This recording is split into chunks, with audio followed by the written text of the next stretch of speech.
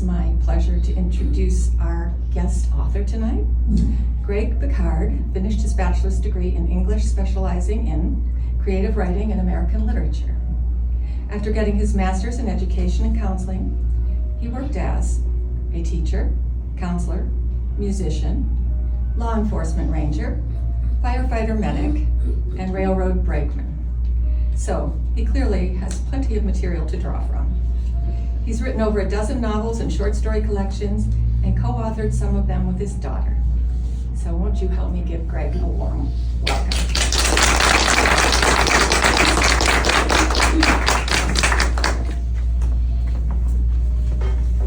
Well, it won't take a long time reading tonight, but I do have a couple of pages. We're on here, right? Yeah. Okay. I have a short story collection. I spend most of my time writing longer novels, but over the years I've managed to collect a number of short stories, and so we finally put them all together in one book. It's called Captain's Log, and it's uncensored, so there are a few things in there that are maybe revealing.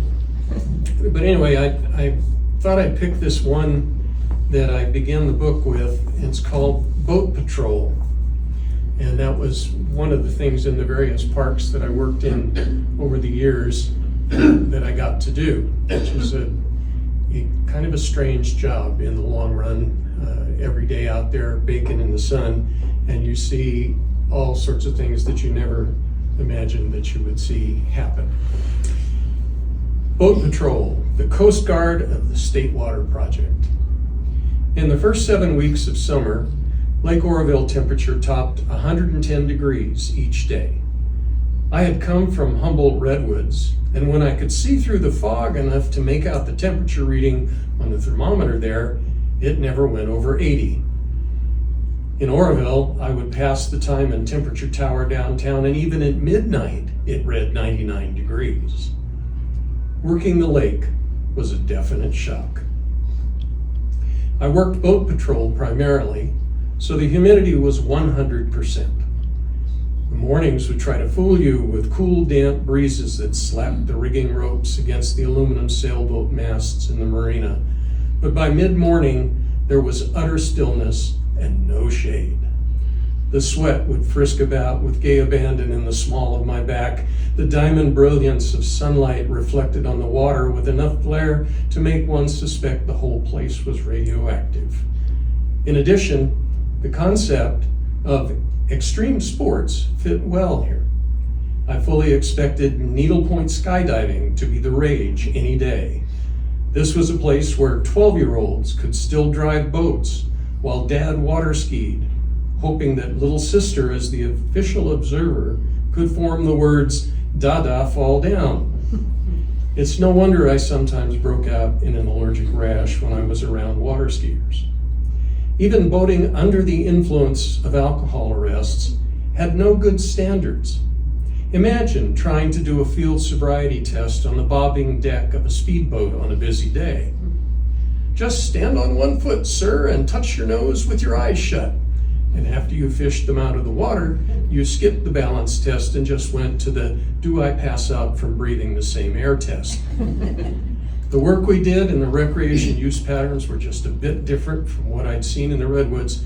And here's an example of one visitor. 8:05 a.m., step 1.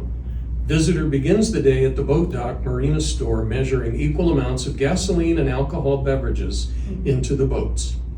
8:15 a.m., step 2. Visitor whose major cultural achievement was an assault and battery conviction roars out of 5-mile-an-hour zone, leaving a wake that later strikes Alaska as a tsunami. 8:20 a.m., step 3. Visitor throws all fishing gear and all life preservers out of rented boat, and having made more room, returns to dock for more Budweiser. 8:30, step 4. Visitor attempts to bring boat to a full plane at the dock before untying the lines as they leave. Then, a genuine celebration of civilization's invention of the circle, he performs a warp speed donut in the channel. 9:45 a.m. Visitor returns to dock for cooler cups to keep drinks from actually coming to a boil in cans left in direct sunlight. 10 a.m. step 6. My mother always taught me to be sure to wave with more than one finger. Visitor, who is the product of a toe fungus cloning experiment and had no mother, gives the international three-finger amputee wave of friendship to the ranger standing at the dock as he roars off. 11 a.m., visitor reaches West Fork of the Feather River, and when stopped by boat patrol ranger, claims his passengers are not actually skinny dipping, but that he's using these naked Chico state cheerleaders as lures to troll for largemouth bass. Ranger has long radio transmission with Chief Ranger on how to successfully prosecute largemouth visitors. 3 p.m. In complete violation of FAA regulations, a pontoon plane lands on the North Fork of the river looking like Mel Gibson in Air America, all to make a beer drop to the visitors. 10 p.m. Visitor runs out of gas, but fortunately, naked cheerleaders and beer are left in large quantity. Like sharks that can't breathe unless they move to flow water over their gills, I moved across the water to stay cool.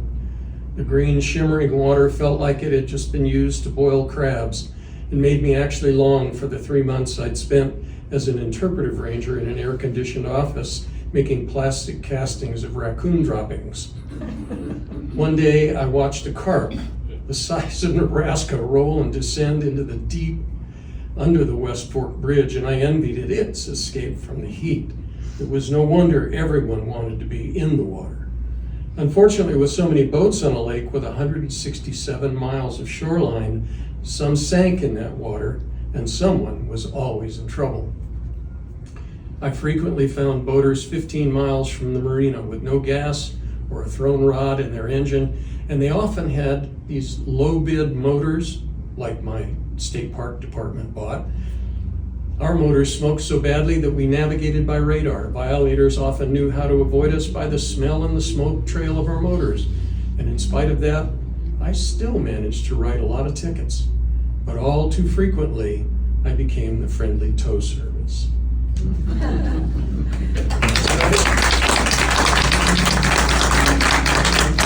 I have to say, there is no more amazing job than being a park ranger.